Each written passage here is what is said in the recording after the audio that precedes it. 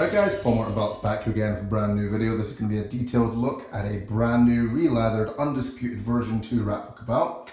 This has actually been re-leathered in a version 4 style. So while the plates are the V2 replica, the larger plates with the black border to the plates, the style of this belt is actually in the version 4, which I'll explain in just a moment.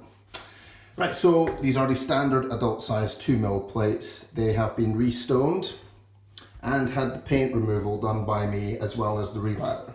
So for those that don't know, the paint removal, the replica came with a lot of paint on the two inner side plates as well as in these floral areas on the center plate. So the method is to remove all this paint because you can see how nicely like these areas all catch the light when there's no paint in there, because the belts on TV never actually had paint in these areas. So it's difficult to know why Figures Inc., who made the replicas during this period, actually made the belts with all this unnecessary paint, because it's just inaccurate. So the paint removal makes the plates look a lot more accurate. The stones, obviously, real Swarovski crystals, always an improvement over the plastic stones. And then of course the re-leather, which does feature the JMR style camouflage tool going around the border. We'll just start off with the strap and go into a little bit of detail. So being the 2x4 version, this is actually the last version that was used on TV. So the one that John Cena retired in place of the spinner belt. There was a version 5 eventually made, which was used in one segment on Raw, I believe. I think it was Eric Bischoff stripping Cena of the belt and Angle was going to be crowned the champion. But I seem to remember Vince taking that belt. So that was a version 5. It was a smaller version of this. I think it had the 6th plate, but it did have this camouflage tooling going around the border. So like I say, that belt was only used in literally one segment, while this was the one held by Brock Lesnar, JBL, Eddie Guerrero, John Cena, I think probably the Big Show and Kurt Angle, but I'm not sure about that. So the biggest difference between the version 4 and the other ones is it actually featured a 2x5 snap box on both sides, and it was missing the 6th property of WWE plate.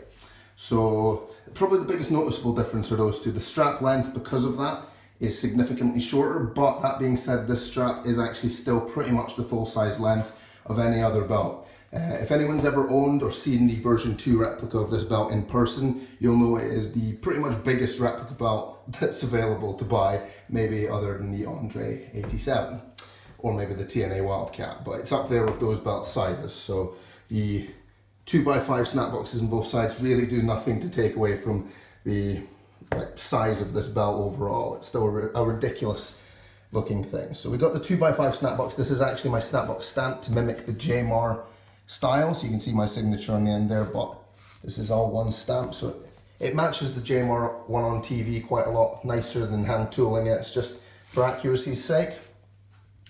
Then we can look at this camouflage tooling, which goes all the way around, goes top and bottom of the plates, and then reaches the other snap box here. As you can see, like I mentioned, 2x5 again, it is all that one stamp.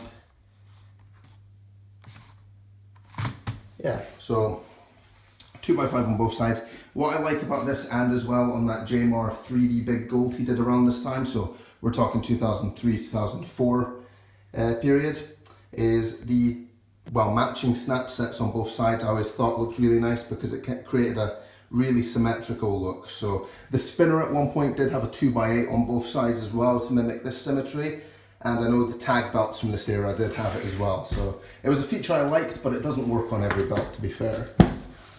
So again, nameplate screws left exposed. This has a Brock Lesnar nameplate on it, but it can be changed if required.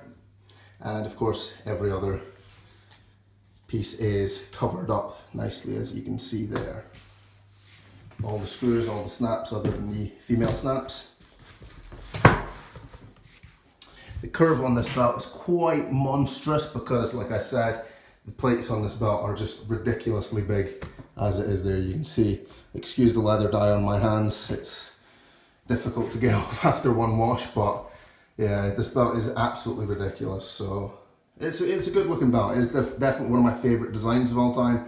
I think I posted this on Instagram a few days back, but for me, this is one of the most underrated designs WWE has ever used on a belt. I think it's because this belt wasn't exactly used for a long time, but it's so synonymous with a few champions like Eddie Guerrero. JBL's title reign I thought was great. Brock Lesnar, obviously. Yeah, it's an iconic design for me, and I think it doesn't get as much praise as it deserves. So let me know in the comment section below. Do you like this design of the belt, the Undisputed design? And is there any other WWE heavyweight titles, let's say, that you think have an unappreciated design? So I think this is probably the most obvious one, but yeah, let me know. Thank you very much for watching. If you're interested in a Releather or more videos, check me out. Email me paulmartinbelts@gmail.com or check out my website. You can purchase Send Out straps direct from there. Yeah, subscribe for more videos. That being said, thank you very much. Goodbye.